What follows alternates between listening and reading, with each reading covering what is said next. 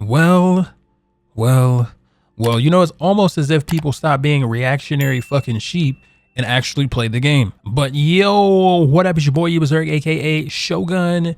UBEZERK back with another video to talk about everyone's favorite game to hate because streamer told me to. That's right, it's Highguard. Now, Highguard has survived a failed assassination attempt. It was getting review bombed left and right, and now they're crawling out of the rubble.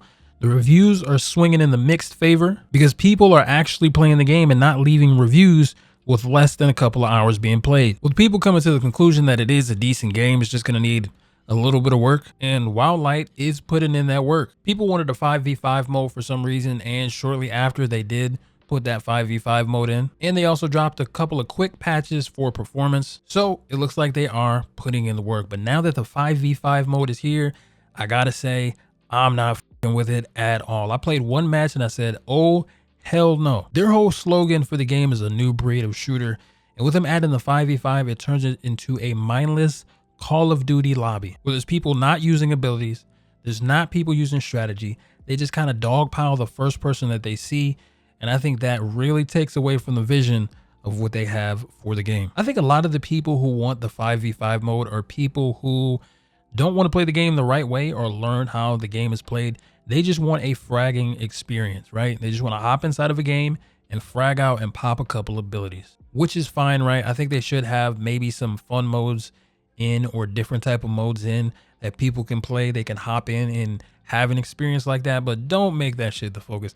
Don't take the 3v3 and make it an afterthought, because that feels like the heart of the game and what made the game so special, to me at least. But again, it is nice that they're allowing people to experience that so they can build from there. Now, let me just tell you how the flow of the game goes when you're in a 3v3. And they may be able to get away with this in a 4v4 situation, but fives, hell no, way too chaotic. That shit feels like COD, right? So this is how the matches go.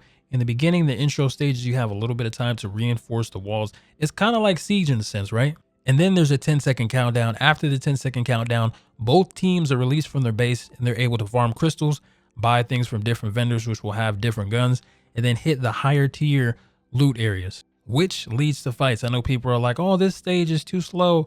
No, it's not. And the whole time you're doing this, there is a magical sword that's forming called the Stormbreaker. Everybody knows where it's at. It's actually located on the map. It lets you know ahead of time, so you can even get there early to fight over the sword. Once the sword is formed, it's kind of like Halo's flag capture mode or obliteration from Battlefield, where the main objective is to get the sword to the enemy's base. That's why I said obliteration from Battlefield, if you guys are familiar with that. And the bases have 100 HP, right? So whenever the Stormbreaker sword gets to their enemy base and it opens up the shield, the base does lose overall health. Once you get inside the enemy's base, there are 3 generators that you can place a bomb at. Of course, if they go off, the base loses health as well. But you have a certain set of respawns unless you have a specific character, which it can kind of lead to this back and forth.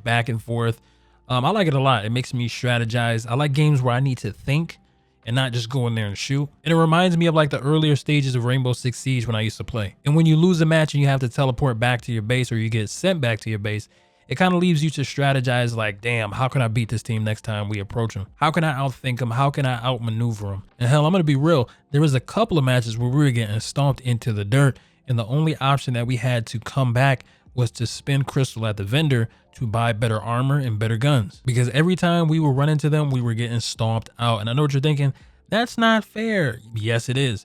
Because each team has that time to farm crystal, buy certain things to reinforce the walls in their bases, and get better armor or get better guns. In 5v5s, there is not enough loot for that, and there is not enough room for that, leading to teams constantly fighting each other, which could possibly lock you at low tier gear if your team is not coordinated enough or not skilled enough.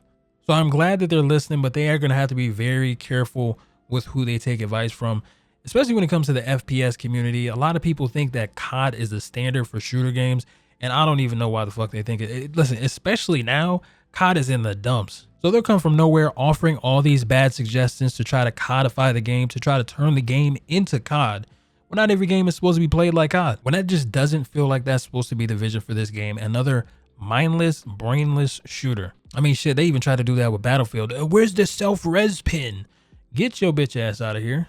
Battlefield does not need a self-res pen. But it's your boy UBEZERK, aka Shogun UBEZERK. Be sure to support the video the best way you know how. And I'm glad this game survived the snowflake hate train. I think this is one of those games that people are going to come back to years later and say, oh, this is just such a better game now than what it was when it launched. Bitch, this is the same game. But we got a long ways to go, and they have a very promising roadmap, and they have a very tough task with balancing the game and listening to the right players. But they're doing a very good job so far.